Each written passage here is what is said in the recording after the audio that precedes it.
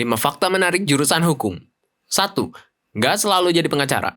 Kalau orang awam mendengar jurusan hukum, kebanyakan dari mereka langsung mikir ke arah job pengacara. Padahal nyatanya nggak gitu, bre. Beres lulus sarjana hukum, ada banyak peluang karir yang bisa mereka geluti. Mulai dari notaris, staf HRD, karyawan bagian legal, jurnalis, artis, bahkan penyanyi juga bisa. Kalau semua lulusan hukum jadi pengacara, bakalan oversaturated banget gawean pengacara. Udah kayak VTuber di dunia. Bayangin kalau jadi pengacara semua, setiap orang harus nyewa 10 pengacara. Satu pengacara misalnya dibayar 10 juta per jam. Kalau dipakai selama 20 jam berarti 200 juta. Dikali 10 pengacara, berarti 200 juta dikali 10 pengacara. 500 triliun, bre. Bangkrut lah kita.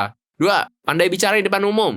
Sebenarnya nggak cuma anak hukum aja yang pandai berbicara di depan umum. Banyak juga jurusan lain yang mengedepankan skill public speaking. Hanya saja, anak hukum harus belajar bagaimana caranya biar omongannya lebih berbobot. Nggak asal jago bacot doang. Pendapat yang mereka keluarkan harus punya dasar pengetahuan dan bukti yang nyata. 3. Nggak perlu hafal undang-undang. Gue sebagai anak awam berpikir kalau semua anak hukum harus hafal seluruh isi undang-undang. Nyatanya nggak gitu, bre. Kalau dipikir-pikir emang bakal sulit banget buat orang harus menghafal lengkap seluruh isi undang-undang. Mereka harus memahami isi undang-undang. Gak cuma hafal doang kata per kata, bre. Karena lu masih harus menganalisis, membandingkan dengan undang-undang yang lain, barulah mengambil kesimpulan. Coba deh lu bayangin kalau anak hukum harus cek undang-undang setiap kali ada klien yang lagi konsultasi. Dan anak hukum selalu paham buat selalu nge-subscribe dan follow channel Sekilas Puding. 4.